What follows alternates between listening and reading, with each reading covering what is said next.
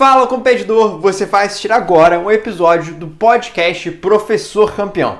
Esse é um quadro aqui no meu canal que eu converso com alunos meus do curso Universo da Robótica que atuam como professores e que já ganharam algum prêmio nas competições. Aliás, se você quer conhecer mais como funciona o curso, o link está aqui na descrição. Então vamos lá assistir. Olá, bem-vindos a mais um podcast Professor Campeão. Eu tô aqui com o Thiago e ele vai contar um pouco mais sobre a trajetória dele em relação à robótica, competições e ver como é que foi toda essa jornada.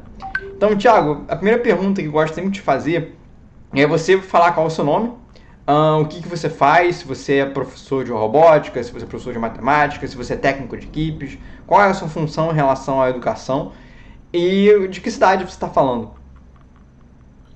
Obrigado, Eduardo.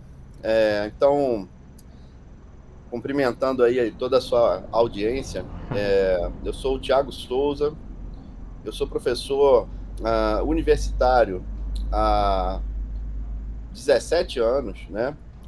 Aqui na cidade de Duque de Caxias, no estado do Rio de Janeiro. Mais recentemente, eu também passei a dar aula para ensino fundamental, né? Especialmente para alunos do 6º ao 8º ano.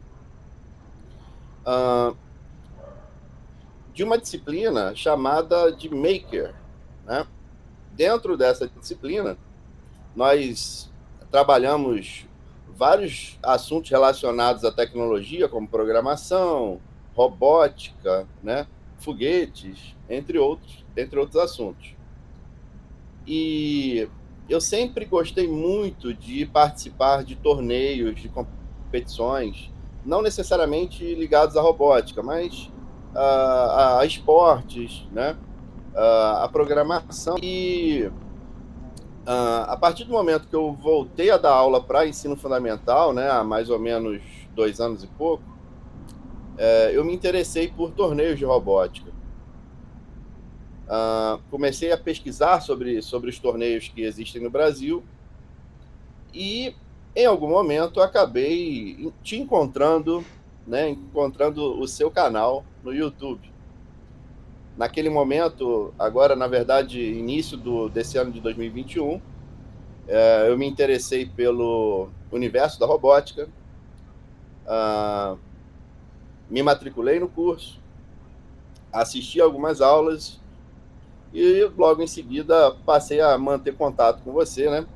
Especialmente aí para participação, para você mentorar uma equipe minha, uma equipe da qual eu sou técnico, numa competição de robótica, né, no TBR.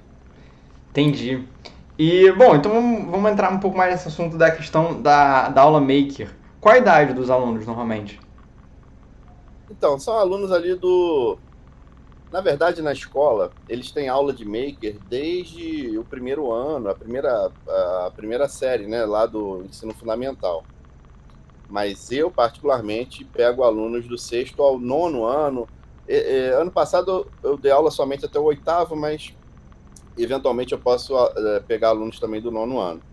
Então, são alunos ali na faixa de mais ou menos 11 a 15 anos, né? Sim. E que eu dou aula. Entendi. E você mexe com alguma plataforma em específico? É livre? Como é que é? Bom, eu vou falar basicamente das plataformas que eu utilizo com as minhas turmas, né? A gente utiliza desde o Make, aquela, né, plataforma bem basiquinha, bem simplesinha, mas que traz alguns recursos bem interessantes ali. A gente trabalha também o Microbit, né? Especialmente com alunos do 7º ano. E no 8º ano, a gente utiliza muito o Arduino. Tá? Então, no 8º ano, os alunos que fazem Maker lá na nossa escola tem um curso de Arduino do básico ao avançado. Agora, os alunos das séries iniciais, eles também utilizam o Lego EV3, né? São alunos que eu não dou aula, ainda não, na verdade eu não tive a oportunidade de dar aula, mas na nossa escola a disciplina de Maker também cobre a plataforma EV3. Entendi. Legal, então dá pra ver que tem meio que uma dificuldade ali nas aulas. Então tem primeiro o Make o Lego, né? O princípio Lego, que mexe mais com construção, não entra muito em aspectos de mecânica, só programação ali em bloco. Aí tem o Make que começa a entrar um pouco mais na questão de eletrônica, de conectividade. Depois o Microbit, que entra um pouco já ainda mantém ali uma eletrônica bem básica, bem simples, mas já dá para brincar um pouquinho de programação. E aí depois vem o Arduino, que dá para fazer muita coisa em eletrônica, muita coisa em programação, né? Exatamente. Entendi.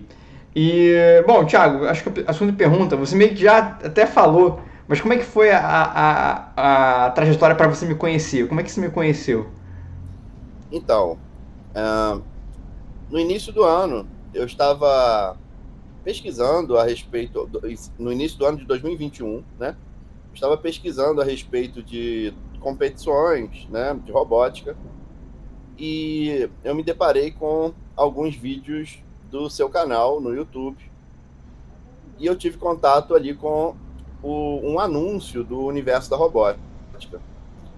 E aquilo ali era exatamente o que eu estava procurando, né? O que eu estava procurando? Uma pessoa que pudesse me orientar desde o básico até o avançado a respeito de torneios de robótica, né? Não apenas, vamos dizer, no regulamento, mas também nas questões técnicas.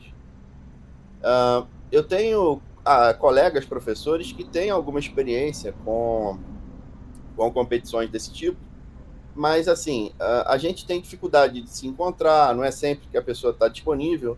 Então, quando eu encontrei o universo da robótica, com a ementa ali do treinamento e tal, eu percebi, caiu como uma luva, era exatamente o que eu estava procurando.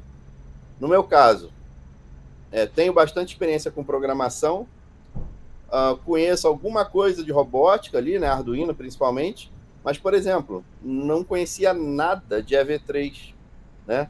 Não conhecia nada a respeito de TBR, de FLL, né, de todos esses torneios. Então, quando eu encontrei o universo da robótica, eu percebi que era exatamente o que eu estava precisando. E você lembra qual vídeo que chamou sua atenção de primeira? Qual vídeo que você viu no primeiro momento ou não? Eu não me lembro exatamente, mas era algum vídeo a respeito dos torneios, né? Explicando, se eu não me engano, a diferença de FLL para o TBR, coisas assim. Legal, legal. E para contextualizar para quem está assistindo a gente, o Thiago, ele é colega de trabalho da professora que me deu aula e que hoje eu ensino. Então, quando eu soube que ele entrou pro curso, a primeira coisa que eu pensei, falei, caramba, provavelmente a Rosângela, que é a colega dele de trabalho, foi a minha professora e que hoje eu dou aula junto com ela, provavelmente a Rosângela falou de mim para ele. Aí é legal saber disso porque foi totalmente um acaso, né? Foi uma coincidência ter caído num vídeo meu e ter me conhecido. Exatamente. Quando eu descobri, na verdade, né, que o Eduardo participou da equipe da Rosângela por muitos anos, né, ganhou muitos títulos na equipe da Rosângela, eu cheguei para ela, Rosângela, eu me matriculei num curso, Universo da Robótica, eu descobri que o instrutor é o Eduardo Brisda, ele foi seu aluno, né, e tal. Ela, sim, o Brisda, excelente aluno, participou conosco por muito tempo. Bom, Thiago, a próxima pergunta que eu quero te fazer é se você participou de algum evento gratuito meu, Jornada da Robótica, Semana da Robótica, porque normalmente muitos alunos acabam acompanhando esse evento e depois adquirindo o curso. Aí eu quero saber se você seguiu essa linha ou não. Você viu uma aula minha no YouTube, como você falou, viu o curso e não pensou duas vezes. Como é que foi esse processo? Na verdade, eu vi uma aula no YouTube, depois eu vi o anúncio da Jornada da Robótica, né? Que foi aquele evento gratuito. Eu assisti às aulas da Jornada da Robótica e em seguida me matriculei no universo da robótica. Entendi. E o que te chamou a atenção no evento? Teve alguma coisa que te chamou a atenção, que foi assim decisivo para você adquirir o curso? Eu acho que foi mais assim o fato de você responder exatamente as questões que eu gostaria, que eu tinha dúvida, que eu queria aprender, né? Acho que essa questão, claro, tem o fato de você explicar muito bem, né? Sempre muito seguro nas explicações, mas o fato de você oferecer aquilo que eu realmente estava procurando foi fundamental. Que era um auxílio. Alguém para, de uma certa forma, você conseguir perguntar, né? Perguntar sobre o torneio, perguntar como se preparar. Seria isso. Exatamente. E eu sei que alguns alunos meus também passaram a assistir seus eventos,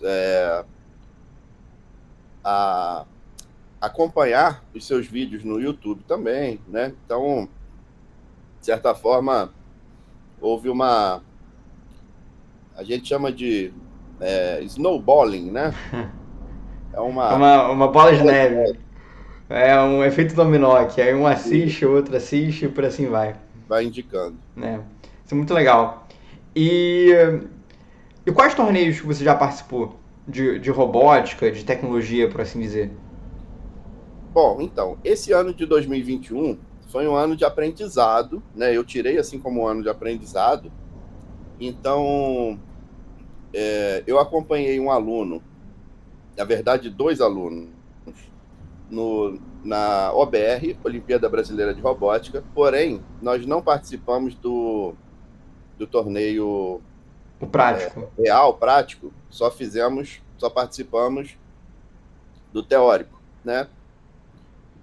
Como eu disse, é um momento de aprendizado. Eu queria compreender como é o torneio, como é, enfim, a Olimpíada. Conseguimos uma medalha de ouro e uma medalha Caramba, de prata. que legal. Alunos de diferentes escolas. Agora, de forma mais, vamos dizer, mais presente, eu estive participando do TBR, né, o Torneio Brasil de Robótica. Em agosto, se eu não me engano, eu fiz contato com você, perguntando se você poderia, enfim, gostaria, né, de ser o mentor da equipe. No TBR, nós podemos inscrever equipes de diferentes categorias, de diferentes idades. E como era um momento mais de aprendizado, eu procurei inscrever uma equipe com a qual eu tinha mais flexibilidade, facilidade de lidar, né? Que foi uma equipe de alunos da universidade, alunos de graduação, né? Alunos de graduação na área de sistemas de informação e engenharia química e engenharia de produção. Caramba. Ou seja, uma equipe multidisciplinar. Então, nós formamos uma equipe com 10 alunos, alunos que já me acompanham em diferentes atividades, por exemplo, torneios de foguetes, né? Coisas assim. E lá no TBR a gente pode inscrever uma equipe com até 10 participantes. Então eu inscrevi 10 alunos. Eu era o técnico e aí eu fiz aí o convite para que você fosse o nosso mentor e você aceitou e nos deu valiosas orientações que no fim das contas nos deram aí um resultado excelente para uma primeira participação, né? Não sei se eu já posso contar. Vamos deixar um suspense ainda pro pessoal que está assistindo. Tá bom. Esse torneio que o Thiago comentou é o Torneio Brasil de Robótica, como ele falou, e o Torneio Brasil de Robótica tem várias categorias. Tem categoria desde criancinha, bebezinho, até adulto, até universitário. E aí, essa categoria que ele participou era uma categoria universitária, uma categoria recentemente criada, não é muito antiga. Talvez tenha uns 3, 4 anos no máximo, se tiver isso. E desde que eu entrei na faculdade, essa era uma categoria que sempre quis participar, seja de forma direta como competidor, ou seja de uma forma indireta como mentor. E aí quando o Thiago me falou esse convite, eu falei, pô, vou participar. vou me virar ali, vou encontrar alguma maneira de ajudar eles com o tempo que eu tenho e buscar auxiliar, porque essa é uma categoria que eu acho muito legal, porque como é que é normalmente a categoria universitária? Eles pegam alguns tapetes antigos de outras competições, como o WRO, que é o World Robotics Olympiad, que é uma Olimpíada um pouco mais lá para fora, que tem tapetes muito legais, que você pode fazer muitas coisas de mapeamento, de pensar de uma forma realmente estratégica de programação. E eu sempre gostei muito desse tapete. E aí quando o Thiago me falou desse convite, eu falei, pô, eu tenho que participar, pelo menos estar ali minimamente próximo para ver esse desafio, que realmente é um desafio muito legal. E, bom, agora sim, muito suspense, Thiago, como é que foi o resultado dos torneios? Muito bem. Vale contextualizar também o seguinte: apesar de termos uma equipe grande, os alunos estavam envolvidos com TCC, né, com uma série de trabalhos. A maioria trabalha, na verdade, também. Então foi um grande desafio, né? E eles se conheciam ou não? Ou era meio misturado mesmo? Então, a equipe tem 10 alunos, 3 são alunos de engenharia química, eles estudam juntos. Tem uma aluna de engenharia de produção e 6 alunos de sistemas de informação. Alguns se conheciam, mas nem todos, né? E aí o que acontece? Chegamos ali mais ou menos em outubro, se eu não me engano, agora eu não me lembro exatamente a data, que era o prazo da competição, né? Que seria o dia exato ali da apresentação. E nós tínhamos feito muito pouca coisa, né? Nosso trabalho tinha evoluído pouco. E aí fizemos uma força-tarefa para dar aquele sprint, né? Juntamos todo mundo, definimos uma estratégia, né? E aí eu me lembro que você ajudou muito com isso. Colocou, olha, ataquem o tapete de uma maneira genérica, de uma maneira que um único algoritmo seja capaz de pontuar para toda e qualquer combinação de tapete e barreiras, né? Mesmo que pontue pouco, tenta fazer algo que sirva para qualquer combinação. Essa dica foi fundamental. A gente elaborou, né? Os alunos programaram essa solução flexível.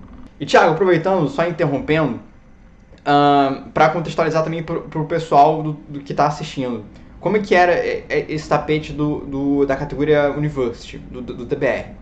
Ele era um tapete que funcionava da seguinte forma: tinha algumas coisas que você tinha que levar para certos locais, e o tapete ele era meio flexível, ele não era uma configuração única. Então tinha posições de barreiras que mudavam, tinham entregas que você tinha que entrar num certo local e não no outro. Então o tapete ele era bem móvel, bem flexível. E o que acontece? No regional a gente não sabia, até aquele momento, como é que ia ser essa questão do tapete. Se ia ser realmente randômico ou se a equipe poderia definir. Se o torneio fosse, assim, bem certinho, bem, como posso dizer, bem, talvez bem rigoroso, por assim dizer, na regra, ele não ia deixar essa opção da equipe escolher. Ele ia escolher aleatoriamente. E esse seria realmente o desafio do tapete. Então, o que eu falei para eles? Falei para eles tentarem focar numa estratégia que eles consigam executar, independente de qual tapete eles encontrarem. Então, criarem ali na lógica algumas maneiras deles pouparem tempo e fazerem blocos que funcionem para diversas estratégias. Até porque, como o tempo estava corrido ali, como eles fizeram uma força-tarefa, estavam fazendo uma força-tarefa, eles precisavam aproveitar o máximo de tempo que eles tinham. Então, essa maneira deles pensarem de maneira estratégica para conseguirem fazer blocos ou comandos que consigam funcionar para várias versões do tapete, faria com que eles ficassem um pouquinho mais preparados para o torneio do que as outras equipes. Que muitas vezes, o que elas fariam? Elas fariam uma estratégia para cada tapete. Conclui uma, vou orar para outra, depois vou para outra, depois vou para outra, depois vou para outra. E muitas vezes eles não vão encontrar relações entre uma estratégia e a outra, quando na verdade existe. Então, se eles fizessem esse pensamento do que existe de igual em todas as estratégias, eles iam poupar mais tempo e eu consegui cobrir toda a estratégia de uma maneira um pouquinho mais rápida. E aí aproveitar esse tempo que eles tinham. Aí tem alguma coisa para complementar, Thiago? Não, exatamente. Como você disse. Só que acabou que no dia da apresentação da etapa regional, os avaliadores nos deram a possibilidade de escolher, né? Mas ali a gente estava escolher qual combinação, né? Eram 20 combinações. A gente escolheu uma ali qualquer para apresentar, mas assim, mesmo que eles determinassem, nós tínhamos ali uma solução que atenderia tranquilamente a combinação, a combinação que tivesse sido escolhida. Vale destacar também, Eduardo, quando a gente fez aquela conversa com a turma, pessoal, é agora ou nunca e tal, a estratégia é essa, precisamos dividir as tarefas, e aí a gente dividiu as tarefas em duplas, basicamente, né? Cada dupla ficou com uma parte do circuito ali, e os alunos, eles foram muito além do que eu esperava. Eles foram sensacionais. Eles tiveram um profissionalismo, uma maturidade para trabalhar em equipe que, assim, poucas vezes eu vi algo parecido. Então, eles têm, assim, uma parcela gigantesca também no sucesso que nós tivemos nessa competição. Inclusive teve alguns momentos que eu não consegui, não deu pra gente se reunir em alguns momentos para definir algumas coisas da estratégia, rever alguns detalhes. E aí eu mandava um áudio lá pro grupo, e aí vocês mesmos falavam, olha, a gente pensou exatamente nisso. Então, de uma certa forma, mostrava que tinha um alinhamento ali, que também não posso nem chamar de garotada por ter a minha idade, né? Às vezes estão a ser mais velhos que eu. Mas o pessoal ali da equipe tava ali meio que alinhado. Estavam com um pensamento correto para a competição, um estratégico. A gente... era interessante observar isso também, né? Quando eles tomavam alguma decisão e depois eu te perguntava e tal, o que seria melhor, a sua orientação batia com a decisão que eles estavam propensos a tomar, então as coisas se alinharam muito bem. E como é que foi o resultado? Como é que foi? É porque primeiro tem o regional, né? Como é que foi o regional? Exato. No TBR, Torneio Brasil de Robótica, existe uma etapa regional e existe uma etapa nacional, né? Então, os melhores grupos, as melhores equipes das etapas regionais participam da etapa nacional. Nós participamos, apesar de nós sermos uma equipe do Rio de Janeiro, nós participamos da etapa regional Norte e Nordeste, porque foi a única regional em 2021 com equipes na categoria University. E, enfim, nós participamos e ficamos em primeiríssimo lugar da etapa regional. Cara, quando anunciou o resultado, nossa, foi uma euforia, a galera vibrou demais, né? Foi uma sensação indescritível. E, enfim, depois da etapa regional, tivemos no mês de dezembro a etapa nacional. Da etapa regional para a nacional, nós fizemos uma série de melhorias na nossa solução. Fizemos o nosso robô pontuar bem mais. Fizemos uma apresentação, eu diria, bem melhor do que a que fizemos na regional, até porque a gente aprendeu com alguns erros, né? Mas, enfim, os outros grupos, as outras equipes também melhoraram à beça as suas soluções, as suas apresentações. E na etapa nacional nós ficamos em segundo lugar. Então, tivemos aí o primeiro lugar na regional e o segundo lugar na etapa nacional. Isso na nossa primeira participação no TBR.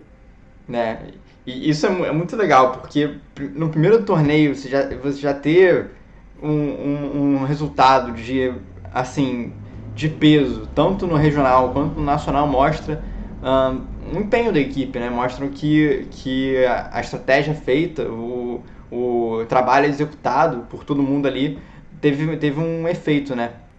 E assim, independente até do resultado, né, ou melhor, da premiação, acho que a experiência que a gente teve participando das 2 etapas foi muito prazerosa, foi de muito aprendizado, né?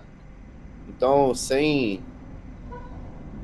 demagogia, acho que a experiência, o aprendizado que a gente teve foi ainda mais valioso do que a premiação, né? Mas é claro que a gente adorou a premiação, mas o aprendizado que ficou é algo sem valor, né? Porque acaba que a premiação é só ali um objeto físico que, de uma certa forma, pode marcar ali um momento, uma memória do torneio, mas acaba que o aprendizado que você tem depende se veio o prêmio ou não.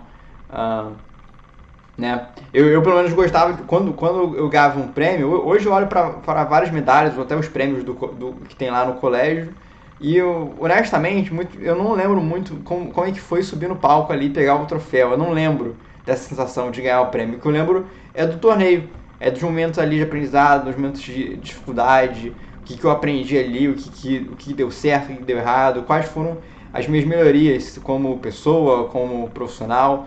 E acho que esses momentos são legais do torneio.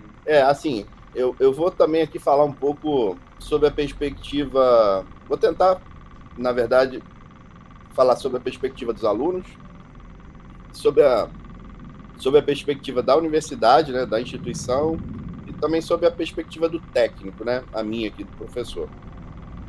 Sobre a perspectiva dos alunos, eles tiveram, claro, uma oportunidade de realizar uma tarefa prática, colaborativa, em que eles aprenderam algo que a princípio não seria ensinado no curso, né? É algo novo, é algo que vai além do conteúdo programático, da grade curricular. Eles, pelo fato de participarem, né, eles ganharam horas de atividades complementares, que é algo que todo curso de graduação exige, né, dos seus alunos, realizar atividades fora da sala de aula. E a participação no TBR, somente a participação já iria conceder a eles uma determinada carga horária lá, o simples fato de apresentar o certificado. Porém, como eles foram premiados pelas regras da universidade, eles ganham um extra, né, um plus. Que legal. Então, a maioria conseguiu zerar o que devia de atividades complementares participando aí do TBR da etapa regional e nacional, né? Caramba, que legal. Fora o fato de poder colocar no currículo, né? Foi campeão da etapa regional do TBR, vice-campeão da etapa nacional, enfim. Agora, sob a perspectiva da universidade, é super interessante para a instituição de ensino poder veicular notícias, né? Fazer propaganda, enfim, publicidade de forma geral, mostrando que os seus alunos foram campeões de torneio de robótica, né? Então isso, para uma instituição de ensino privada, especialmente, é fundamental, né? Você sabe que muitas instituições, não só de ensino superior, mas escolas, né, de ensino fundamental e médio, investem muito nas suas equipes de robótica, porque sabem que essa também é uma estratégia de captação de alunos, né? É uma forma de você mostrar o quão boa é aquela instituição de ensino, né? O quão forte ela é. A equipe de robótica da escola, ela é uma espécie de cartão de visitas da escola, né? O laboratório de robótica da escola, ele frequentemente é apresentado aos pais, né, de alunos, e ele funciona como uma vitrine. Então, do ponto de vista da universidade, da instituição de ensino, um resultado como esse é algo excelente, algo sensacional, que traz uma série de benefícios também, né? E do ponto de vista do técnico, nós que somos professores, que temos essa missão de ensinar, de trabalhar com educação, o melhor salário que a gente recebe é quando um aluno nosso conquista os seus objetivos, né? Conquista um emprego, conquista um prêmio numa competição, consegue se formar no curso que ele tanto desejava.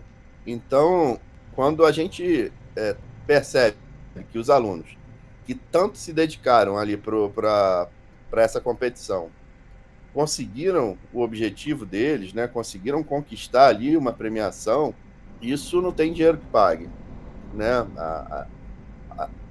A reação que os alunos, né? Você observar a reação dos alunos ao conquistar um prêmio como esse é algo sensacional.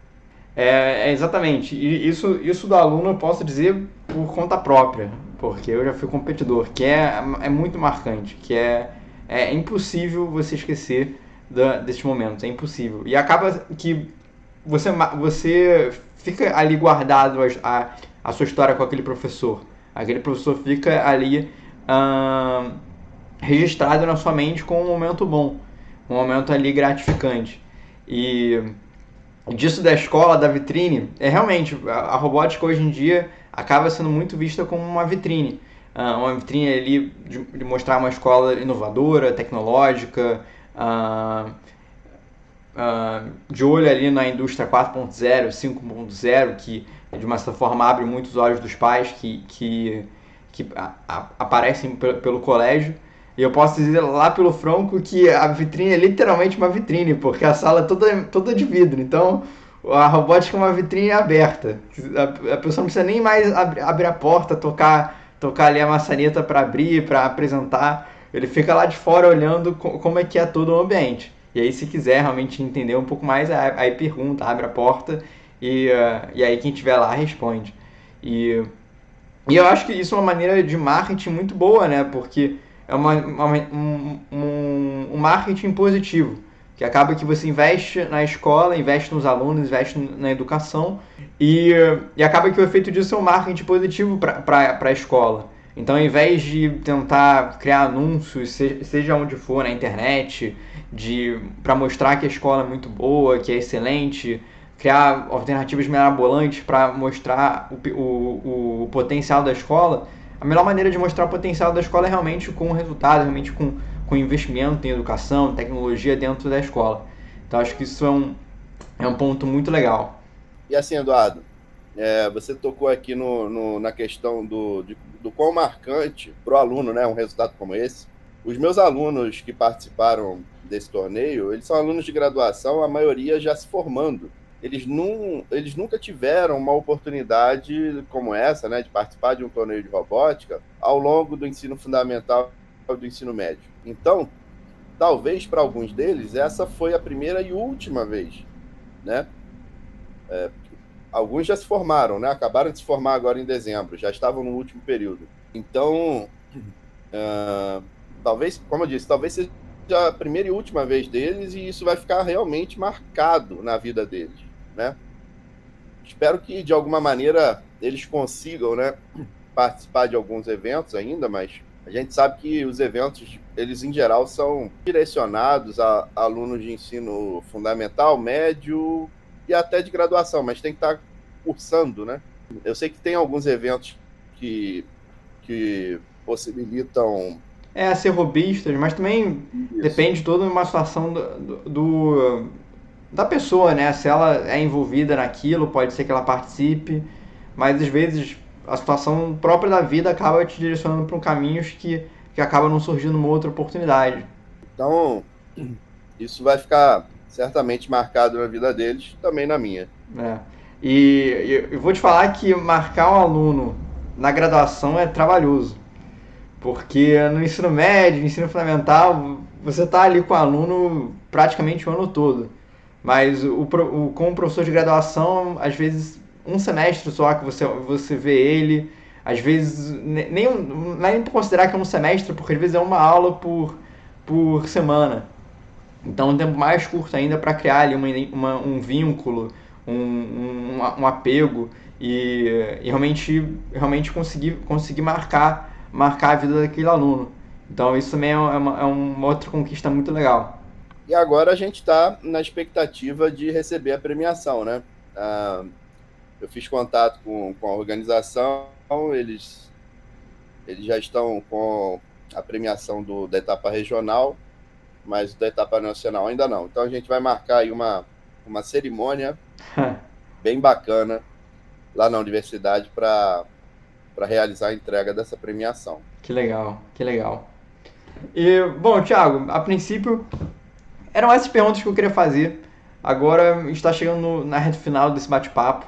E então aqui eu te deixo livre para você fazer qualquer comentário que você quiser, o que você tiver à vontade para falar, fique livre. Bom, para finalizar, eu queria primeiramente te agradecer por todo o suporte que você deu à nossa equipe, né, durante esse ano, especial aí na nossa participação no TBR. Eu recomendo a todas as equipes que participam de torneios de robótica, que, enfim, peçam ajuda ao universo da robótica, ao Eduardo Brizda, né? Façam aí o treinamento. As escolas, principalmente, né? Escolas que têm a intenção de implantar robótica ou de, pelo menos, começar a participar de torneios de robótica. Acho que falar com o Brizda é o caminho mais certo que vocês poderiam trilhar aí, né? E fazer. E, basicamente, quero te parabenizar aí também por todo esse trabalho que você tem feito. Não é qualquer pessoa que pode fazer um trabalho desse tipo, né? Você é um cara que tem experiência em tudo quanto é torneio de robótica, não só experiência só de participar, mas de ganhar, de ser campeão, né? Então, né, nem sempre a gente tem aí a oportunidade de ter uma orientação tão qualificada, né? Essa é a palavra, tão qualificada para a gente participar aí desses torneios. Então, muito obrigado pela ajuda que você deu para a nossa equipe. Espero contar com você Com certeza. em outras oportunidades aí. Esse ano, estou com a vontade de participar de tudo quanto é torneio de robótica, né? Então, quero contar com sua ajuda. Podemos sim, a gente conversa. Bom, então aqui a gente encerra. Eu agradeço por ter aceitado o convite para a gente bater esse papo. E aqui a gente encerra mais um podcast Professor Campeão. Até mais.